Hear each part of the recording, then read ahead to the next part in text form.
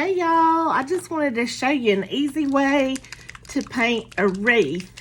And I've started by painting my little art board. This is not a stretched canvas, just a little art board, but you can paint that on whatever you want to.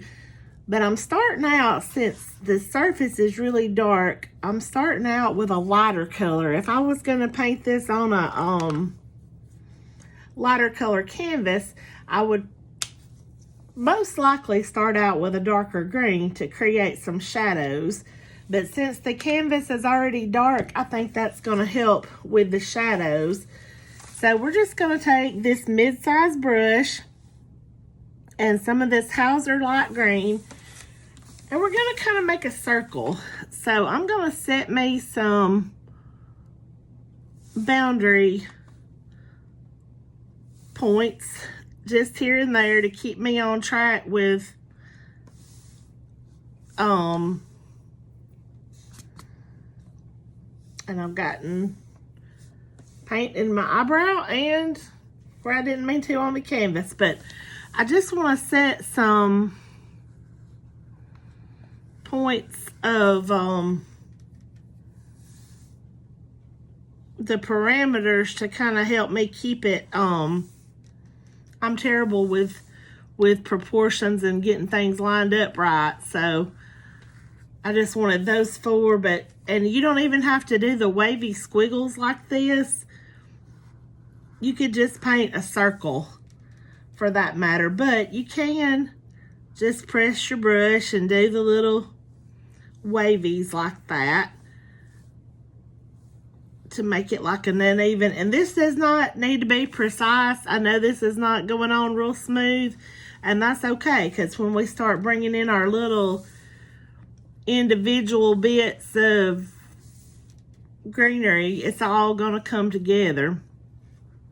So just leaving the center blank, we're just pulling in a pretty good bit of this Hauser light green, and this is still not centered perfectly, so I'm going to need to come out a little bit on this side. I think that's pretty close. And it doesn't have to be centered 100% perfectly, but you know, I'm just trying to not get it all wonky. And I talk a whole lot about tracers, and I do love tracers. I do believe that tracers are a game changer. They're probably what, 90% or more of any of my projects begin with a tracer, but some things are just a lot of fun to freehand, and a wreath is one of those things. So just get down a fair amount of paint just in a circle like that, and then while that dries, I'm going to save some of this paint. I'm still probably going to have to use my dryer, so I apologize in advance for the sound that it makes, but that should dry really quickly.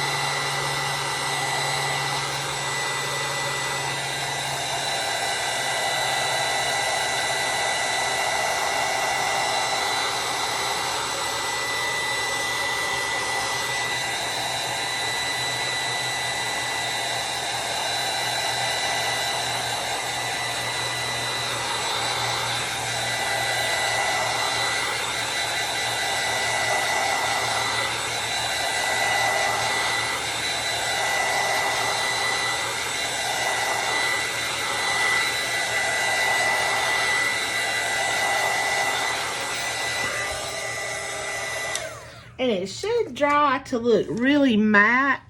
So So that's kind of how you can tell, and then you can touch it too to be sure it's dry, but it's not going to look so shiny once it dries.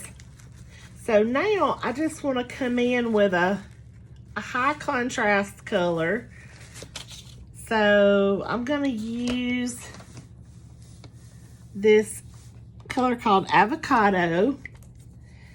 And I'm actually just going to dump it on where I had the Hauser light green, so that if there's a little bit of that gets on the brush when I dip,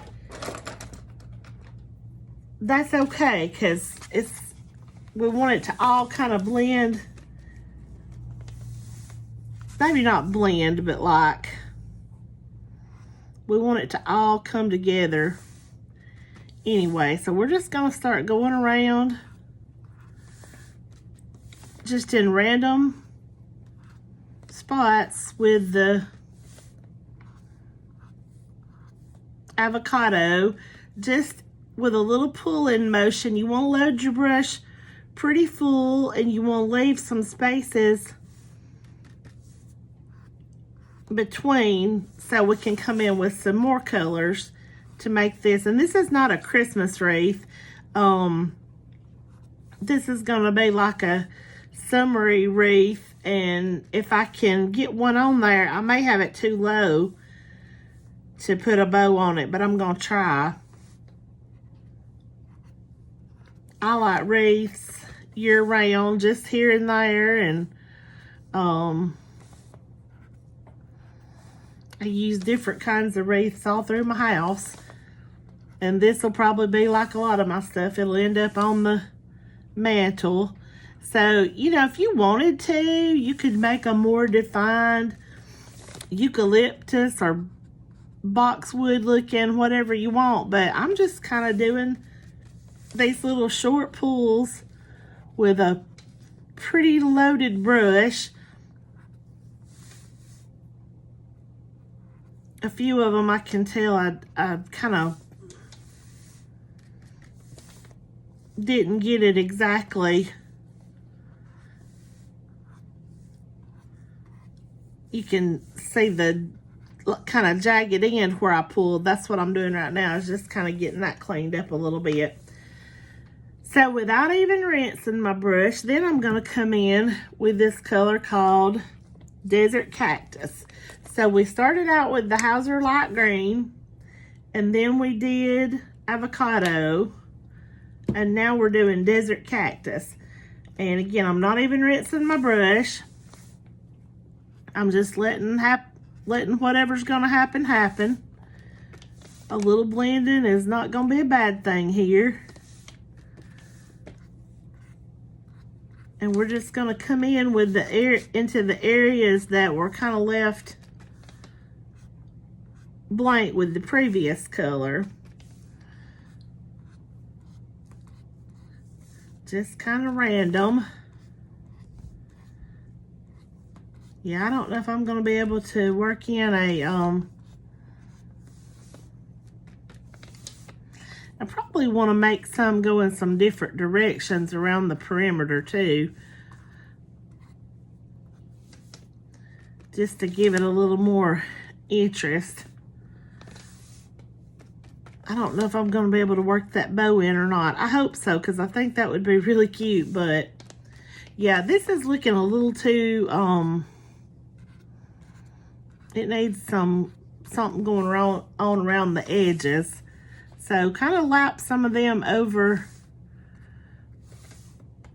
as you're going. And we can always do that with some of the colors that are yet to come, but without getting completely out of the circle, I'm just trying to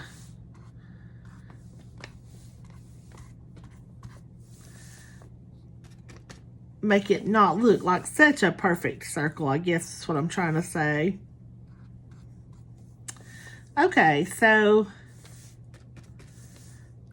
yeah, we're just finding all the little areas that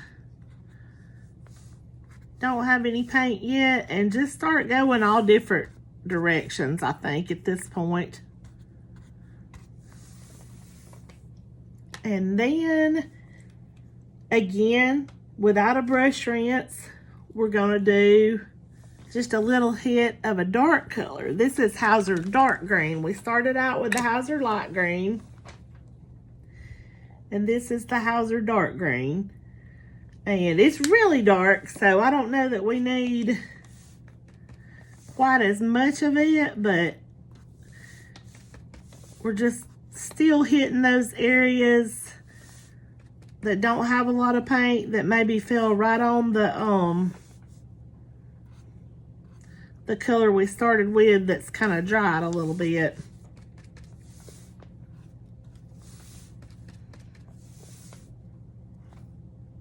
Now I'm trying to think what that was that we started with. Was it the...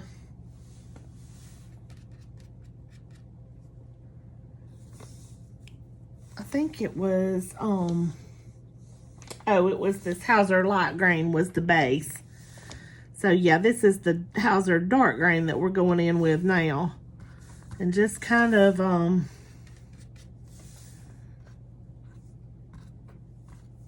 smushing that in just here and there at random points.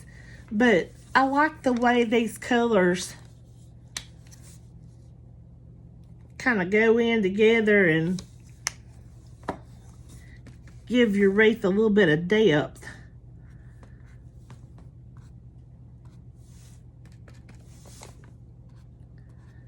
So just keep working those in just wherever you think it needs a little. And then we're probably, I think at this point, we may need to hit it with the dryer just a little bit when we finish with this color. And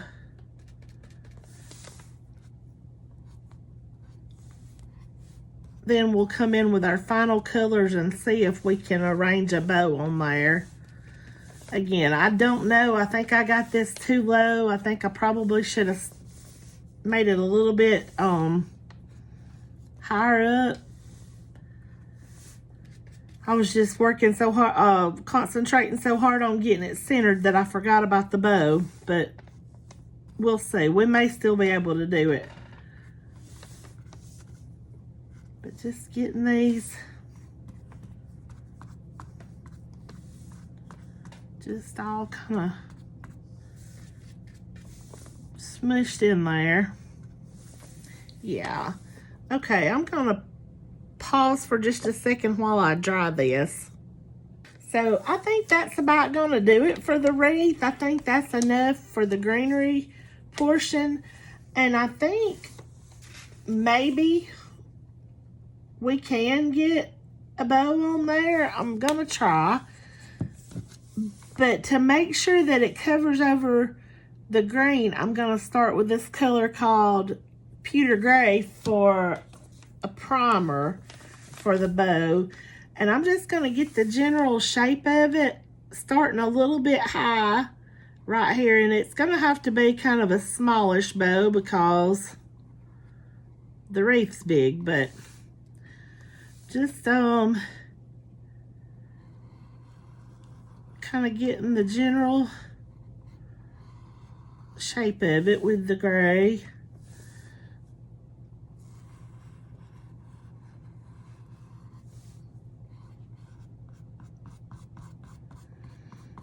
And then of course after we get the white on, we'll then do some more shading, and I'm going to paint in the loops in a minute too.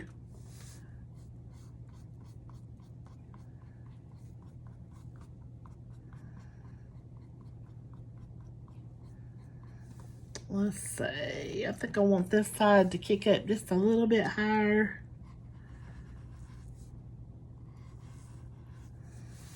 And maybe maybe we could do some lower. Let's see, let's go out a little bit further with that one.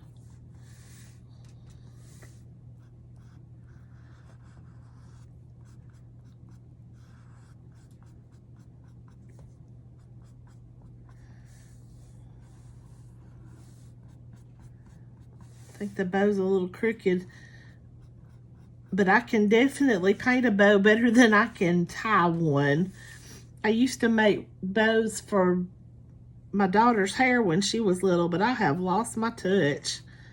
I do not do well with bow making, and I did a paint party not long ago that required bows, and fortunately the lady that was hosting was a good bow maker, so she took over with the bow making. That's not my strong point at all. So then we're just gonna start the little tail of the bow like here.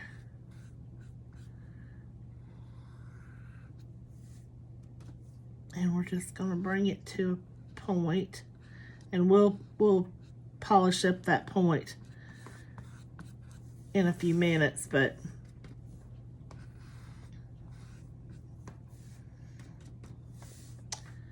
let's see.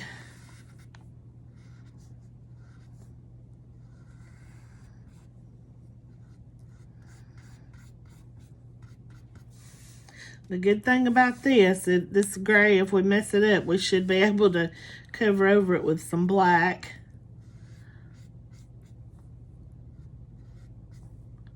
It's not going to be perfect, and I'm okay with that.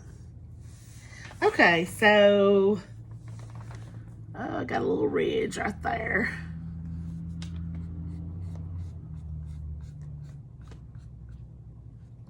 Okay. I'm going to dry it, and then I'm going to come back and see what we can do with the white. I made some all-purpose bow tracers last week that probably would have been easier, but the problem is I got the paint a little thick on some of this greenery, and it would have been kind of hard to trace without making dug-in places on it, I think, because I did get it so thick. And sometimes I like that little bit of texture from getting the paint thick, but this time I kind of wish I hadn't have, because I could have used the tracer a little easier, but it's all good. We're gonna make it work anyway.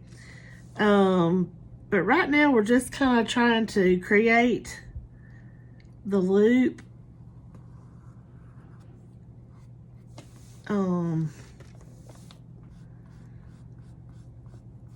we can always go in and shade if this doesn't look just exactly right. This part's a little tricky with a bow. That's why I really wish, well, there were actually two reasons I couldn't use the tracer. I had gotten it, for one thing, too low, the whole wreath too low to work that size tracer in, and I could have resized the tracer, but anyway, we're just gonna make this work.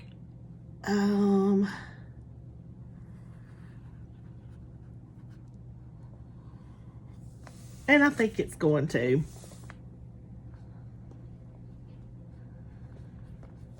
Oh yeah, the paint being too thick, that was the other reason that it was better to just freehand a bow. But since I do have those tracers that I made one to go on a wedding sign that I did for my niece, and it just kind of got me on a roll with the bows. So I ended up making, I can't remember how many, but I'm going to try to think. If you're on my email list, I'm going to try to think and drop them in this week's newsletter.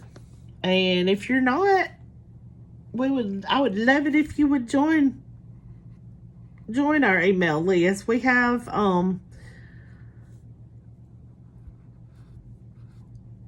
some freebies like this here and there, and I just kind of let you know what's going on.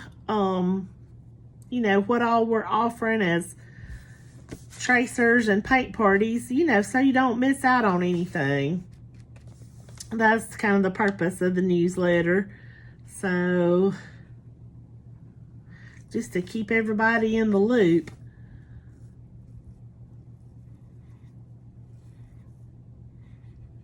And if you're interested in painting, and even if you can't host a paint party or come to a paint party, the newsletter keeps you up on the different tracers that we have that you can use from home to just paint at your leisure. That's one thing I like about the tracers, because there's a lot of times life is just too busy to go to a paint party, but most of the time we can find a few minutes here and there to paint from home, especially if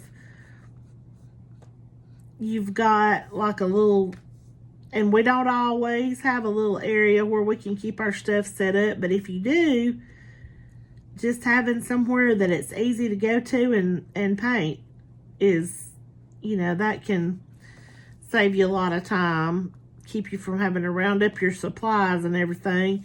And even if you don't, like here's what I did when I had to paint downstairs last week.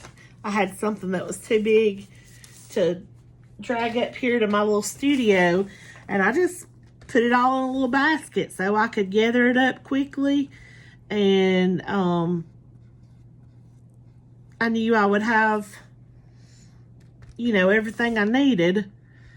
So that helps if you're painting from home, to just, if you don't have a designated area where you can keep everything set up, at least kind of keep everything corralled in something that you can kind of just grab and go to wherever you're wanting to work. My go-to downstairs is normally the kitchen table, but I couldn't do that with this project because it was a mirror and it was huge, and so I had to paint in one of our spare rooms, and I just set it up on chairs and just kind of had to do the best I could with it, but it ended up doing fine. So anyway, there we are. I am probably gonna go around, yeah, we need to go around these edges first. I tell you what, let's dry it a little bit and see if it needs another coat. Okay, I don't know that it needs a whole new coat, but I think I do need to kind of touch up these edges a little bit anyway. It's hard to get those little points on the tail of the bow really crisp, but let's see, am I in the frame? Can't tell. Okay, I'm trying to get the points pointier without going off of the canvas, so I think that looks a lot better. Now if we can just do it on the other side and not get my hand in the paint, that'll be the miracle.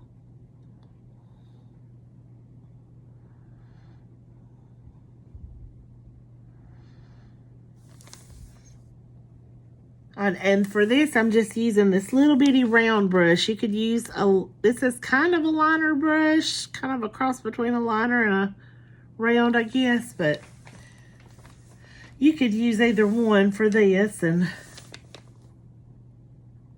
now that I've got those points a little more pointy, I think I will just go over the white just a little bit more, and then we're going to use a color called Sand Gray to do some highlights. I couldn't decide if I wanted another coat because I kind of like the rustic patchy feel that it had going on, but sometimes I just can't leave well enough alone, and I guess that's why I'm going in with another coat right now. Sometimes it's better to just leave it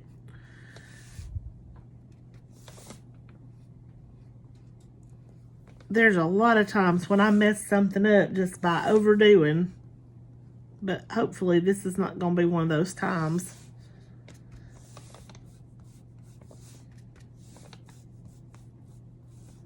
But I do like how that little bit of black was peeking through to kind of give some shadows, but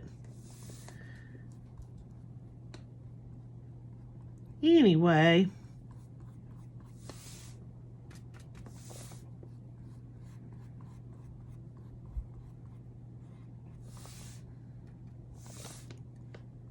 And to get that edge, you can just like turn your brush up on the flat part and just kind of pull it or tap it or whatever you need to do to get it to get that paint on there.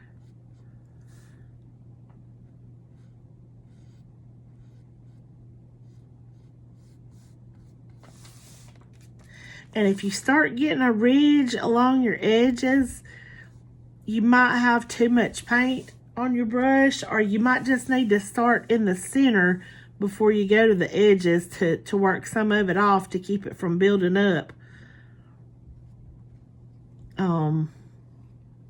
so much around those edges. That thick little ridge can be a pain.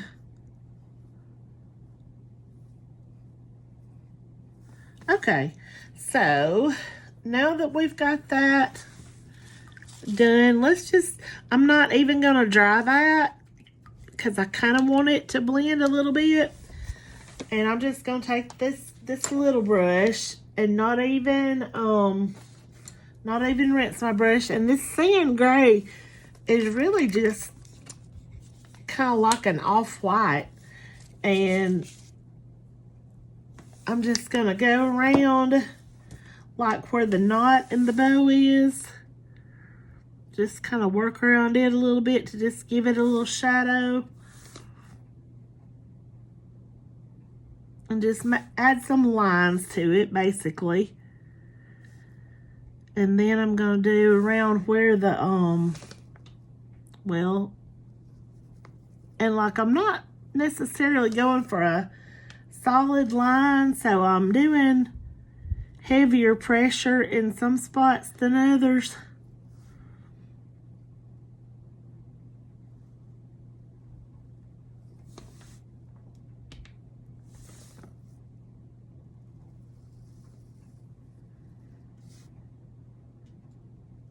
And then I'm going to work some of that in the center of that too. Just to,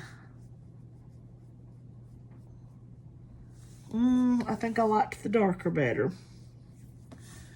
But I'm going to think about that.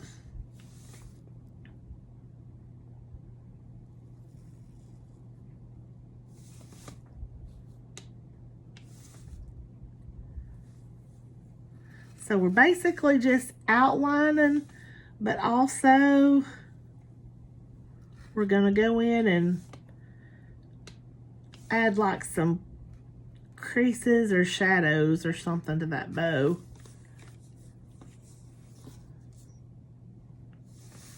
Just like some.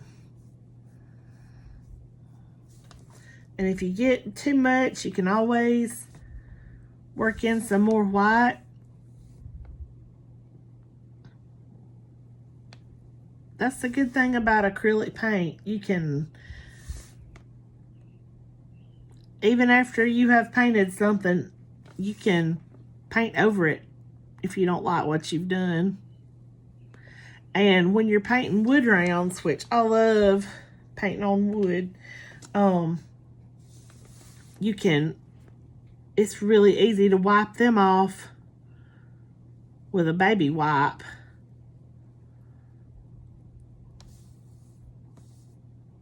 And sometimes you can do it on canvas, but the wood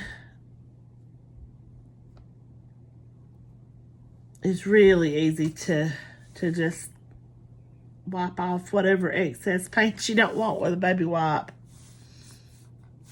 You just have to make sure you're not messing up something you do want to keep, but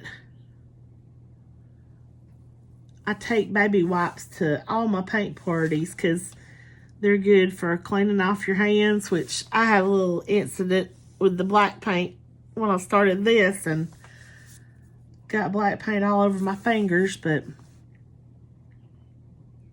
I cleaned it up somewhat with a baby wipe. I think I'm going to have to go and really get under my nails at the sink in a little bit. Yeah, I think I did like that darker pewter gray in the middle of these loops, so I think I'm going to go back in with some of that after we finish. So why am I still going with the light gray? I don't know. Okay, Nicole, finish your bow. I've gotten in a bad habit of talking to myself. Well, I say that like it's something new. When I was still going to work every day, I would tell myself, okay, now you go and you get your tail in the shower. It is time. I would have to be forceful. Okay. Yeah. I think we do need some more of that pewter. I just don't like the loops as well with the lighter. I don't know. So just a touch of that ought to be plenty. And we're just about done. I'm just gonna knock off some of that.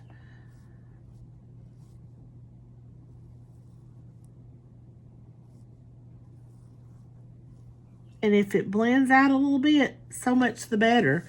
I think that looks really good with some of the sand gray peeking through. And I actually think I'm going to go up a little bit higher with that loop.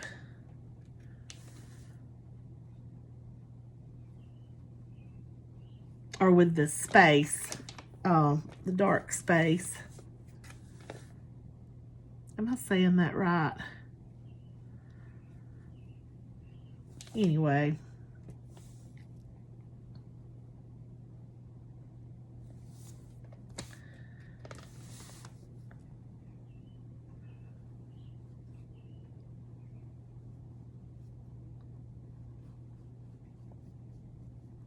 Okay.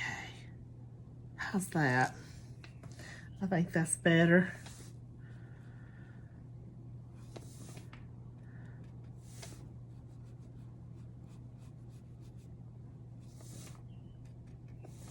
And you know, a bow is not gonna lay just perfectly.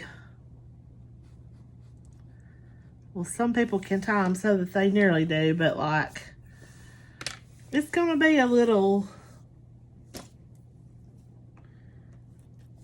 loosey-goosey. So anyway, no, I'm not gonna put any more highlights on that. Okay, so here's our little wreath with a bow. I hope that was helpful. I will drop the bow tracers in this week's newsletter, and I'll see y'all next time. Thanks for watching.